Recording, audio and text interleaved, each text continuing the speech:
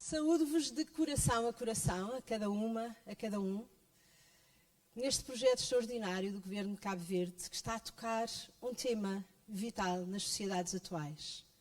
Obrigado por essa visão.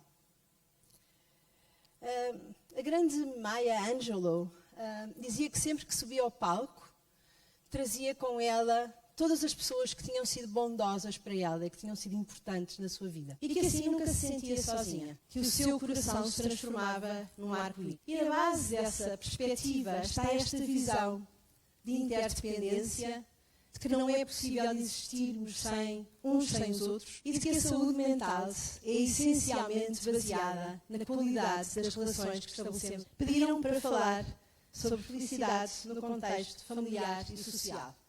Um tema, só este, que nos deixava aqui muitos dias à conversa pela sua complexidade.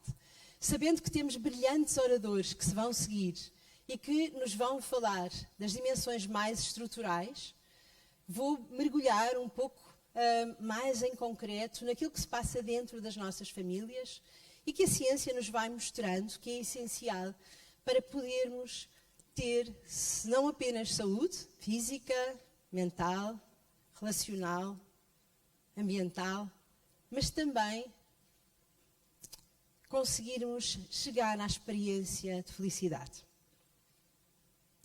A Maria Popova dizia que quem somos e em quem nos tornamos depende, em parte, de quem nos ama, de quem amamos e de como amamos. Há formas de amor que não são saudáveis. Há formas de nos relacionarmos, de estarmos uns com os outros, que são dignificadoras, que nos elevam, que trazem o melhor de nós ao de cima. E uma família saudável, onde há felicidade, tem determinadas características que nos ajudam nesse caminho de promoção, de otimização do nosso melhor, quer do ponto de vista individual, quer do ponto de vista... E começo com algumas histórias reais. Eu sou de formação base, doutorada em psicoterapia, e durante muitos anos trabalhei em contexto nomeadamente universitário, em modelos de acompanhamento comunitário, com projetos abertos à comunidade de apoio com psicoterapia, sobretudo aos mais vulneráveis. E trago-vos algumas histórias que vivi na altura. E continuo a pedir que me vão passando os slides, que eu não estou a conseguir. Então, o Francisco, de 8 anos, conheci-o com um diagnóstico de enurese. A enurese é a incapacidade de controlar a urina durante a noite, apesar de, do ponto de vista fisiológico, o organismo estar preparado para ser capaz de ter esse controle, e considera-se que é uma problemática psicológica. E tinha também insucesso escolar. E quando comecei a trabalhar com a família do Francisco, percebi que era uma família com níveis de conflituosidade muito elevadas. E o Francisco tinha aprendido, era o mais novo da família, tinha mais 2 irmãos, que eram adolescentes na altura, e se, por exemplo, estivessem à mesa a jantar e a irmã pedisse ao irmão, passa-me água, o Francisco era o primeiro a levantar-se para ir a correr, despejar água no copo da irmã. Para quê? Reduzir a probabilidade de haver um conflito. Porque ele tinha aprendido que era natural que o irmão respondesse coisas como: se queres água, vem tu buscá-la, não estou aqui para te servir. Ou se os pais se zangavam num conflito conjugal, o Francisco ia ter com o pai e dizia: pai, vai comprar umas flores à mãe. Ia ter com a mãe e dizia: vai lá, mãe, perdoa o pai. Então o papel do Francisco naquela família era ser o apaziguador. Era o mais novo e tinha sobre os ombros assumido uma responsabilidade que o levava depois a não conseguir sequer concentrar-se nas aulas, aprender ou ter respostas que o seu corpo lhe mostrava que ele estava em sofrimento. Num papel que ele não deveria nunca ter que assumir. A Marta chegou com 15 anos, com comportamentos obsessivo-compulsivos, nunca conseguia ir às aulas, à casa de banho na escola. Precisava, se por exemplo a roupa dela tocasse algum objeto, ou se ela visse na rua um lixo ou um rato morto, tinha que ir a correr para casa e chegava a estar 1 hora debaixo de um chuveiro com água a ferver. A roupa tinha que ser lavada à temperatura máxima. E ela vivia numa ansiedade brutal.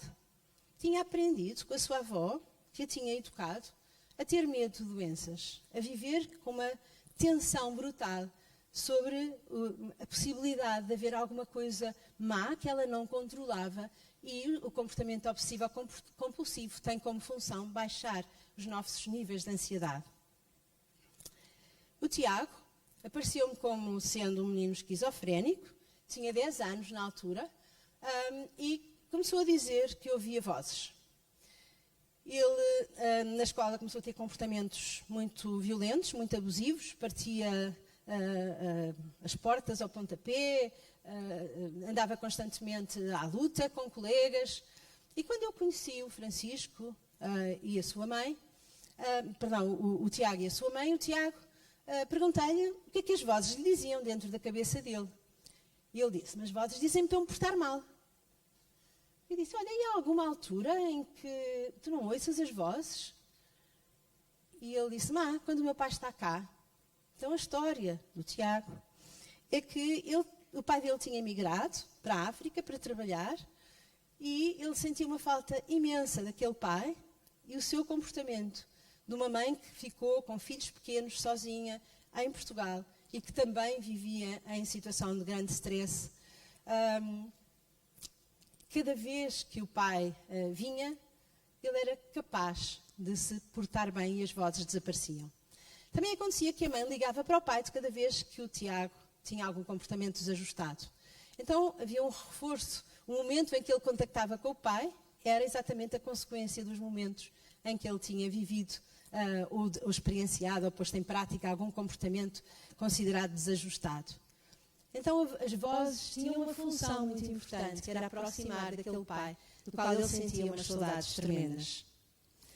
A Ana viu os pais separarem-se em guarda conjunta, e aos 4 anos, todas as semanas, via a polícia chegar, de cada vez que a mãe e o pai trocavam da guarda. Ou seja, ela estava uma semana com a mãe, uma semana com o pai, e o nível de violência do casal era tal que, invariavelmente, quando se encontravam para entregar a criança, acabavam envoltos num nível de violência tão grande que a polícia tinha que ser chamada.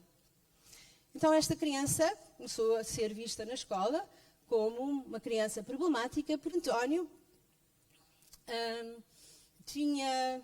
apareceu numa consulta a dizer que se sentia sem força, sem energia, sem capacidade de brincar com os filhos pequenos, que tinha engordado muito, que havia uma apatia e uma tristeza muito grande dentro dele. E quando começámos a conversar, ele autoculpabilizava-se muito, dizia que estava muito preguiçoso, que estava sem força para a vida. Ele trabalha como professor, chega a ter 11 horas de trabalho na escola.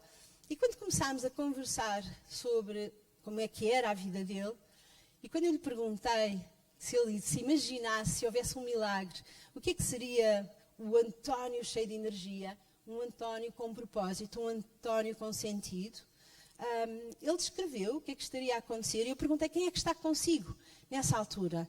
E ele disse, os meus filhos. E eu perguntei, e a sua esposa? E ele disse, não vai estar. É porque quando eu estou ao pé dela, toda a minha energia, a minha alegria é sugada. Então, de repente, começaram um processo de terapia conjugal, percebendo que a relação deles não estava a ser saudável e que isto estava a levá-lo a ele a ficar num lugar de depressão, de tristeza, de desânimo, com consequências até para a sua saúde física.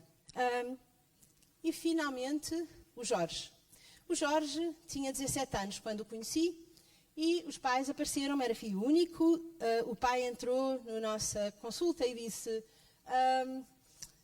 o meu filho tem 1,80 m e ainda dorme no quarto connosco. Desde que nasceu, nunca dormiu fora do nosso quarto. Então, o que é que tinha acontecido? Cada vez que, quando ele era pequenino, bebê, etc., que os pais tentavam pô-lo no seu quarto, que ele tinha um quarto para ele chorava muito. E os pais foram cedendo a deixá-lo ficar no quarto. Então, naquele dia, houve um dia que o pai olhou para aquele jovem de 1,87 m a dormir numa cama ao lado da cama dos pais, e pensou, qualquer dia ele está aqui a dormir com a namorada. Temos que resolver isto. Então imaginem o que é um jovem que nunca foi dormir à casa de nenhum amigo, porque ele tinha vergonha. Quando começámos a trabalhar na capacidade dele se autonomizar e sair daquele quarto, nomeadamente passar a dormir no seu quarto, na sua cama, demorámos meses com níveis de ansiedade brutal. Ele suava e chorava só de imaginar que ia sair do quarto dos pais. A segunda coisa que aconteceu, e eu avisei os pais nesse processo, foi que provavelmente ao retirar o Jorge, que isto ia afetar a relação conjugal. Imagina um casal que durante 17 anos tem um filho no quarto. Como é que é a vida íntima deste casal? O que é que isto significa do ponto de vista desta relação? O pai disse-me, eu só quero que o tire do quarto, não queremos terapia conjugal. E conseguimos, com muito esforço do Jorge, e um trabalho espetacular de mobilização e motivação que ele teve para aprender a ser autónomo. E o que é que aconteceu a seguir? Os pais separaram-se. Então trouxe-vos algumas histórias, vividas por mim diretamente, que me mostram sempre e que confirmam aquilo que a nossa investigação tem vindo a indicar, a minha e a de muitos outros que no mundo estudam estas temáticas. Não há comunidades nem nações a florescer sem bem-estar familiar.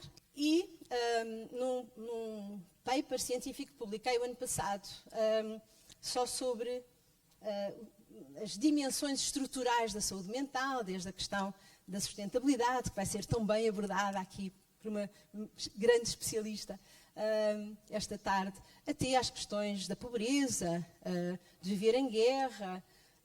Todas elas impactam hoje a nossa forma de estar e impactam a qualidade de vida das famílias.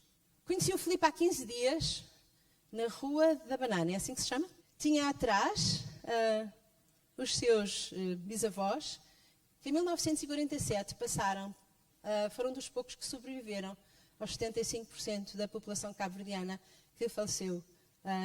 Então, o Filipe, com quem eu tive uma conversa maravilhosa e que é de uma alegria esfuziante, deixou-me a pensar como é que podemos trabalhar para que a história dos seus bisavós não se repita. E como é que estas questões da saúde mental têm que ser sempre abordadas numa perspectiva intergeracional e de interdependência. Então, sabemos que o investimento na família tem um impacto, quer do ponto de vista do desenvolvimento social, quer, naturalmente, da qualidade psicológica das nossas vidas, na dimensão económica, portanto, a qualidade do que se passa dentro da família, do ponto de vista da saúde mental, tem influência, por exemplo, na capacidade de desenvolver projetos, de encontrar um projeto de vida para as gerações mais novas e, portanto, desenvolvimento económico depende também do que se passa dentro das nossas famílias e, naturalmente, há um escalar depois para a saúde coletiva. Então, tudo o que tem a ver com o investimento na família vai tocar questões humanas e comunitárias que são fundamentais para termos vidas saudáveis e felizes. Fizemos um projeto com 1.200 famílias que vivem em condições de pobreza na região autónoma dos Açores, que na altura era a região mais pobre da Europa, que são as ilhas de Portugal, e encontramos exatamente esta dimensão de como a qualidade do que se passa na relação entre pais e filhos, entre o casal, entre as várias gerações da mesma família e depois o impacto que isso tem na relação com a comunidade, que é o indicador mais protetor, se quisermos, da possibilidade de sucesso escolar, profissional e até conjugal das gerações seguintes. Sempre que não cuidamos da família, isso é devastador. Então, a rede social próxima, quando ela é cuidadora, quando ela consegue trazer ao de cima esta dimensão da saúde, e falamos aqui de uma família que pode ser a de sangue ou não, tem claramente mostrado ser preditor de maior bem-estar e de maior felicidade, de menor stress, e os estudos sobre o stress dentro da família são dos estudos mais impactantes e com indicadores, se quisermos, mais rigorosos, nomeadamente do ponto de vista de mostrar impacto.